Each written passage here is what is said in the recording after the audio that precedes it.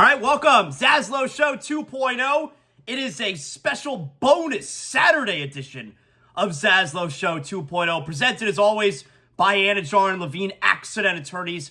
800-747-FREE. That's 800-747-3733. If you've been involved in any kind of accident, if you're dealing with a personal injury, I'm sending you to the best, the title sponsor of ZASLOW Show 2.0. Anidjar and Levine Accident Attorneys. 800-747-3733. Thanks a lot for joining us here on this special edition, a bonus edition of ZASLOW Show 2.0, for a couple reasons. Number one, last night was an historic night in the history of South Florida sports. A night that we have literally never had before in the history of all of us watching sports down here. All of us amazing sports fans. Last night was a first time ever. Not the first time in a long time. It was a first time ever that we had both our teams who are still playing right now. I mean, the Marlins don't play playoff games right now. The Dolphins don't play playoff games right now. Both of our teams that play meaningful games at this point in our calendar year, the Heat and the Panthers. This is the first time ever that both of them have been past the first round in the same year, which is crazy enough as it is. That's right. It's the only time in the history of our sports down here. The only time that the Panthers had ever been past round one was 1996 and last year. So this was just the second time, I think I just said first third. This is just the second time that they've ever both been past the first round at the same time. But last night was the first time ever that they have both clinched a second round series, that they have ever clinched advancing past the second round on the same night. It's the first time they have both ever been in the conference finals the same year. So last night, the Heat and Panthers both advanced. Both are happening at the same time. Cats and dogs are living together. It was madness. An amazing, historic night in the history of our town. That's one reason we're doing a bonus episode today. The other reason we're doing a bonus episode today was I've been out of here since Tuesday. Tuesday was the last show that I did. Why is that? I've been very sick. I don't know. Did I get sick from the Levitard show? I did the Levitard show on Monday. I did my show Monday and Tuesday. And then I'm out of commission for the next few days. Now, hopefully you don't hear too much of a difference. I'm not all the way back better. We're going to do a short show today. I got a bunch of thoughts and a bunch of feelings I got to get out there, but I wanted to try and get back in the swing of things because I didn't do a show Wednesday, didn't do a show Thursday, didn't do a show Friday. I didn't have a voice. I had fever. I pushed through it on Tuesday. I feel like if you go back and you listen to the show on Tuesday, I think I said early in the show Tuesday, I'm not 100%, but I'm pushing through it. I think that's exactly what I said. So we did push through it, and then things got kind of bad for me Tuesday night. Started dealing with a fever on Tuesday night, the coughing, the congestion. Woke up Wednesday, no voice. Couldn't do the show Wednesday, Thursday, Friday. I actually had, I think it was on Tuesday night. I go on that show on VSiN Live with Tim Murray and Sean King. Those guys are cool. They have me on every now and then. It's a national show. I like going on with those guys. They wanted me to come on with them Tuesday. I'm like, yeah, I got no voice. I can't do it. So, and Monday night I did ESPN Radio. I was on a show called Joe and Amber. So there were national hits available for me this week, which I love doing, and getting ZASLOW Show 2.0 out there. Couldn't do it. And the timing was terrible. Like I told you guys, I tweeted out on Wednesday, terrible timing, no show today, no voice, I'm sick. And I'm finally starting to feel better. Like yesterday, I finally started to feel better, but still didn't quite have the voice to do it. So today, I wanted to get out there, do a short little bonus show for everybody, let you know I'm still alive, we're still doing our thing. I, of course, want to give special shout-outs to all of our sponsors.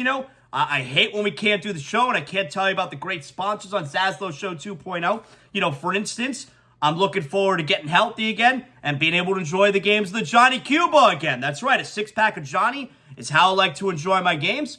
That's the official beer of ZASLOW Show 2.0. European roots, a Caribbean soul, a refreshing German lager in a can. Make sure you pick up a 6-pack of Johnny Cuba at your local Sedano's, Presidente, Winn-Dixie, even Fresco y Mas. Always drink responsibly. And don't forget Johnny Cuba's mantra, stay tranquilo. So, Wednesday, terrible timing. That it's an historic night. A night that we've never had the opportunity for both our teams, Panthers and Heat, to be able to clinch on the same night. It's never happened because the Panthers only been in the second round of the playoffs 2 times. In 1996, the Heat weren't there. And last year, the Panthers never had a chance to clinch in the second round. So this week, Wednesday night, was really literally the first time ever that we had that opportunity. And so I was bummed that I couldn't do a show on Wednesday with you guys where we can kind of experience this together. Now, it ended up being a terrible night. We go 0-2.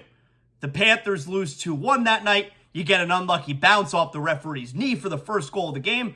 Okay, I mean, the idea of sweeping Toronto, it's so hard. And then the Heat. The Heat don't win Game 5 in New York, a game that they were outplayed. Still had a chance late with like a minute and a half left. It was 103-101. Jalen Brunson was too much. And away we go. It's going to be Game 5 in Toronto, Game 6 in Miami. Now, I will say, I wasn't, like the way that it worked out is great because I felt so much better watching the games last night. But like watching the games on Wednesday night, I was really sick. And that's not an enjoyable experience. I wasn't even watching on the big TV and small TV because I wanted to stay away from my family. So I'm in the spare bedroom and I'm watching on the big TV and I got the iPad on my lap. You know, so, and I'm not even able to show them, like, I'm not even bothered by what's taking place because I'm so much more bothered by not feeling well. So Wednesday night was especially shitty.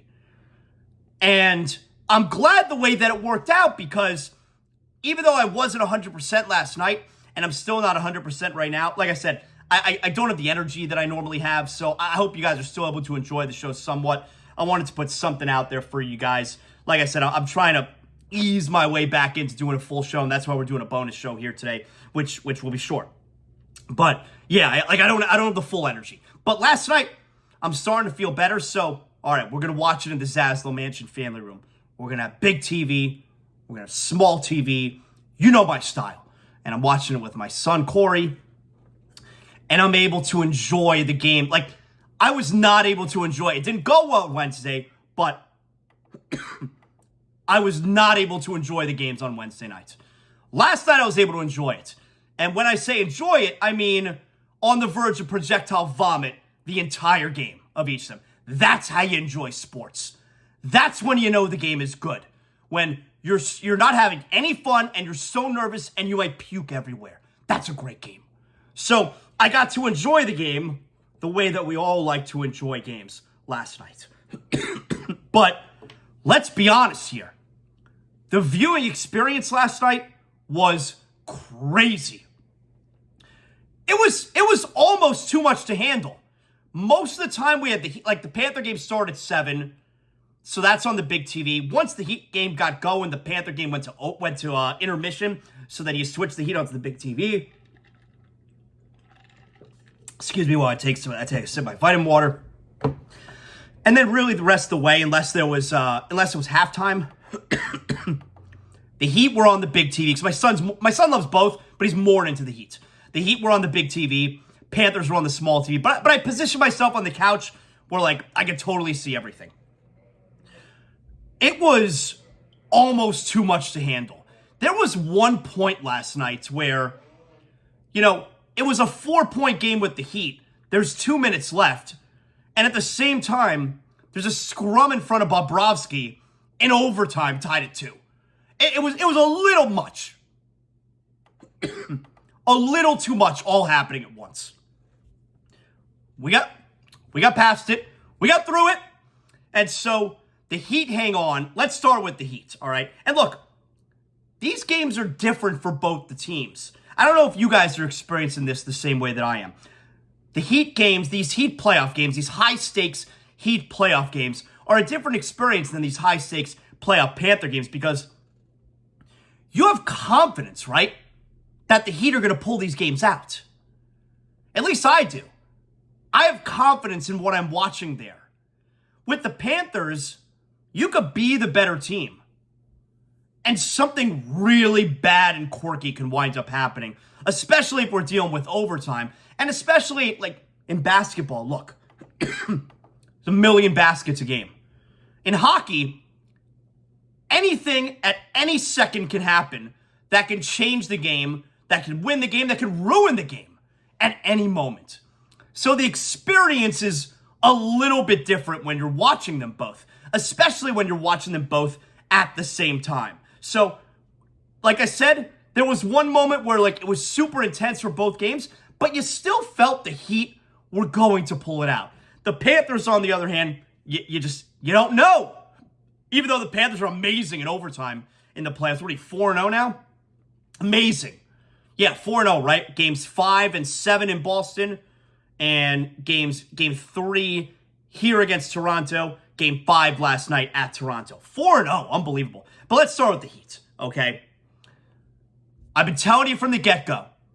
Really from the moment that the Heat went up 2-1, I think, against Milwaukee. This was never a normal 8 seed. And finally last night after the game, Eric Spoelstra's telling you the same thing. This is not a normal 8 seed. And you could say that's unfair if you want. You could say it's unfair because, they're actually supposed to be a 7 seed. Now, that argument to me is stupid because, I mean, the difference between a 7 and 8 seed, that's negligible, all right? I'm talking about, do you want to say, it's unfair that they're an 8 seed because it's a team that's been dealing with injuries all throughout the year. They were never able to reach their full potential. We saw what they were last year. They were a number 1 seed. Like, that's not a fair number 8 seed. If you want to say that, okay, like, I get it. But the reality of it is this. The Miami Heat have been running the Eastern Conference for almost 20 years now. That's a fact. That's what we're talking about here. So that's why I watched the Heat last night, and I have total confidence the entire game. That's why going into the game yesterday, there is no chance that the Heat are not winning that game last night. That's why even when Jalen Brunson is the only Knick who showed up and cannot be stopped, the Heat are going to find a way to hold on and win that game last night, which of course they did. Jalen Brunson turnover when it was a 2-point game late after what I thought was a weak flagrant foul. So the Heat are up 6 at that point. The flagrant foul situation with just under a minute cuts it all the way to 2. It's a totally subjective call, that flagrant foul. Now, all these flagrant fouls, well, no, I shouldn't say all of them, but it's a subjective call. Is it unnecessary contact? He hit him in the face. That's obviously a no-no. That's usually going to result in the flagrant foul. But he certainly wasn't trying to hit him in the face. He's trying to fight through. Unfortunately, he bangs him in the face. In that situation, under a minute to go, game 6. Like, we're talking about deciding a game here. And the only reason the Knicks had a chance there was because of this flagrant foul, which should not have been a flagrant foul. So anyway, the Heat managed to recover. Jalen Brunson throws it away with about 15 seconds left. The Heat make the free throws. Boom. Quentin Grimes, airball three-pointer. You suck. And the Heat winds up hanging on, and they win. This is a team that no one should be surprised is in this spot once again. Because you know what the reality of it is? Not only have the Heat been running the Eastern Conference for almost 20 years now, it's very clear at this point, the bubble was a real thing. I don't ever want to hear anybody talk about the bubble not being legit. You know what was not legit? 2021 was not legit. Look at the teams that were in the Final Four of the bubble. Heat, Lakers, Celtics. Was it the Nuggets on the other side? The Nuggets lose in the second round. I forget who it was. I think the Nuggets lost in the Western Finals there in the bubble with the Lakers. But anyway, doesn't matter. at least 3 of those teams, you look at where they are right now in 2023. But specifically to the Heat, the only fake year in this stretch is 2021, which just so happened to have the shortest offseason in the history of the sport. And so what happened? The Heat flamed out in the first round of 2021, losing to the eventual champion, Milwaukee Bucks. Who? I think at this point, we all know they're the frauds. The Milwaukee Bucks during this stretch, they're the frauds. The Heat kicked their ass in 2020. In 2023, the Bucks lose. In 2022, the Bucks lose in the second round. 2023, Bucks lose in the first round. The Bucks getting to the NBA Finals after the shortest offseason, when they were eliminated early from the bubble the year prior, essentially. The Bucks have been the fraud these last few years. The Miami Heat, and to a lesser extent, the Boston Celtics. The Miami Heat, they're the team that's been legit throughout this process and was held back by the quirky 2021 and the super short offseason. The bubble was real. I don't ever want to hear anyone talk about the bubble and the Miami Heat this and the Miami Heat that. The Heat got to the finals in 2020. Then you had a quirky fluke year where they lost in the first round in 21. In 2022, the Heat are first place. They get to Game 7 of the East Finals. And in 2023, they're back exactly where they belong, in the East Finals. 3 out of 4 years, the Miami Heat in the East Finals, exactly where they belong. Which year was the fluke? Not the bubble. 2021 certainly looks like the fluke. That was the fluke year. Matter of fact, it's not only the Milwaukee Bucks that were the fluke. You know who else is a fluke? The Phoenix Suns. Phoenix Suns are a fluke. In 2020, the Suns snuck in to the postseason because you had the extended playoff. The Suns did not even sneak in. Remember, they got invited into the bubble. Because remember the way that worked that year. Almost every team was invited to the bubble except for the teams really on the back end of the regular season. And the Bucks won all 8 of their regular season games and still missed the playoffs. So they barely got invited to the bubble, but their run of being a legit team started at 8-0 in the bubble. It's like, hey, this is the culture. We're changing things. This is it. So they won those 8 games. They still didn't make the playoffs in 2020. 2021, they get Chris Paul. Great. They make it all the way to the finals. And what we now know is a fluke year. Because what's Milwaukee done outside of 21? What have the Suns done outside of 21? The answer is the same for both. It's nothing. 2022, the Phoenix Suns, best record all year. Game 7, second round, at home, down by 30 at halftime to the Dallas Mavericks. Gets smoked out of the second round. 2023, what happens? Game 6, at home, down by 30 in the second round, at home to the Nuggets. Gets smoked out of the second round. 2021's NBA finalists, Bucks, Suns, they're the frauds. All the evidence shows it. Those 2 teams have been the frauds over the last few years. The Miami Heat, they've showed you exactly who they are these 4 years, except for the one weird year with the shortest offseason in the history of the NBA. I don't ever want to hear about the bubble being fake ever again. 2021 was fake. The bubble was real. I don't ever want to hear it again. Few other things, though. Last night, especially in the first half, Bam Adebayo, terrific. That's my dog. Terrific. The criticism of Bam was a little too loud in the first round and a little unfair. He was terrific this series. And we should all know at this point, this entire series, he was strong, he was finishing, he's going up, he's slamming home these baskets. When in the first round, yeah, you know what? That hamstring was probably bothering him. We should all know at this point what kind of player he is. And when a player his caliber has a bad game, you know why that is? And I'm not saying it's because he was hurt. But when a player in the playoffs of his caliber has a bad game, you know why that is? It's usually because the playoffs are really hard. That's why what guys like Jimmy Butler do is so impressive. And by the way, Jimmy wasn't great last night. Jimmy had to work hard as hell. He didn't shoot well last night. Jimmy didn't have a great series because the playoffs are really hard.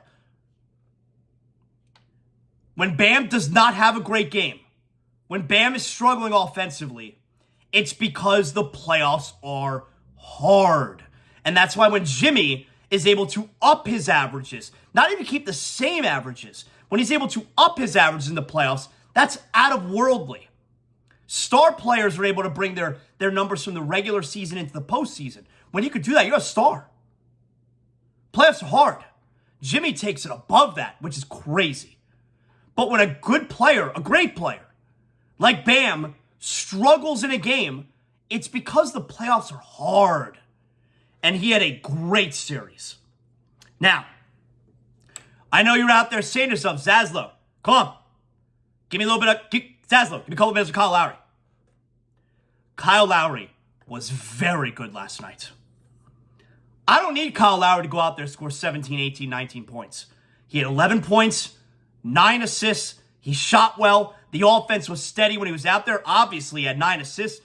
And defensively, hands in the cookie jar all game long. The way that he's able to strip that ball clean, it's magnificent. That's the kind of game I need from Kyle Lowry. I don't need the big numbers. I need the big winning plays. And Kyle Lowry was great last night. I told you, I want Lowry to be good. I want Lowry to be good and be loud wrong so much more than I want him to be bad and be right. Because I want the Heat to win. So, ZASLOW, you better apologize to Kyle Lowry. For what? He was terrible in the regular season.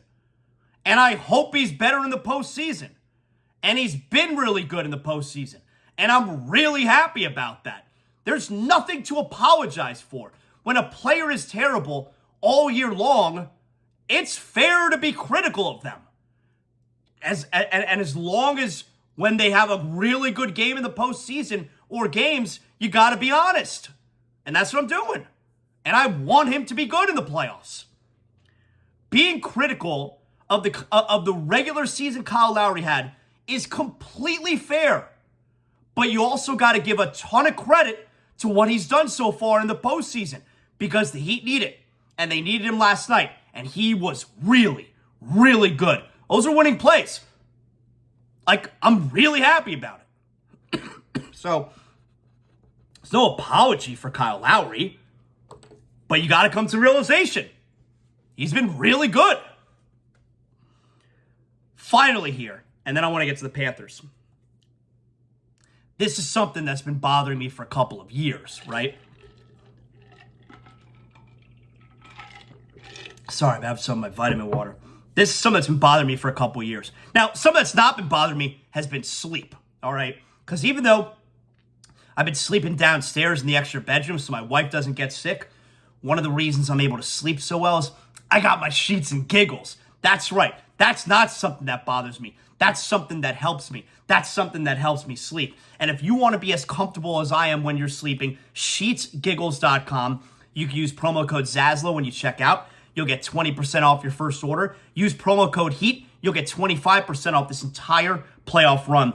Make sure you and your family, just like the ZASLOWs, are one of over 100,000 Americans who are sleeping on sheets and giggles now. Naturally softer, cooler, more breathable. It's my favorite sheets ever. I love that comforter. I would not be able to sleep as well as I am downstairs. I'm not in my own bed the last 2 days.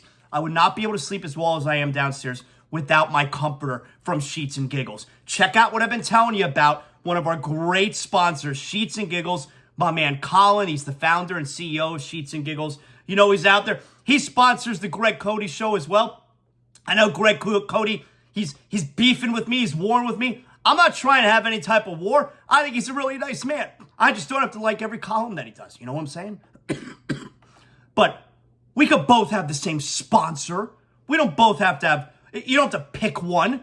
I love it that Sheets and Giggles is sponsoring Greg Cody's show. I love it that Sheets and Giggles is sponsoring my show. I want Sheets and Giggles sponsoring every show. Well, no, not every show, because they may not have enough money to sponsor my show. But I want everyone using Sheets and Giggles. SheetsGiggles.com. That's right. So anyway, that's not one of the things that have been bothering me. One of the things that has been bothering me the last few years is I hate when we hear the whole Pat Riley is wasting Jimmy Butler's prime years. Holy shit, does that bother me. Jimmy Butler, who, let me tell you something, is a top 2 all-time Miami Heat player. That's right. He is a top 2. I don't need to quiz you on who's number 1. Jimmy Butler is a top 2 all-time Miami Heat player. Jimmy Butler was never a part of anything close to winning before he joined the Miami Heat. When he was the main guy on the Bulls, they were a dud. In Minnesota, that was a first-round and done team. In Philadelphia, we know he was the third guy. Should have been the first guy. He was the third guy there, and we know they lost in heartbreaking fashion. Jimmy Butler was not part of anything resembling winning until he got to the Miami Heat. And now, 3 out of 4 years with the Miami Heat, he's in the conference finals with a chance to get 2 out of 4 years to the NBA finals. This is by far the most success Jimmy Butler has ever had in his career. Not that Jimmy Butler's ever been upset with Pat Riley, but for people out there who say that Pat Riley has been failing Jimmy Butler should be picking up the phone and thanking Pat Riley every single day. You sound so stupid when you say Pat Riley has been wasting Jimmy Butler's years. Jimmy Butler has never had more success than he's had these 4 years wearing a Miami Heat uniform. Man, does that piss me off. I hate hearing about that.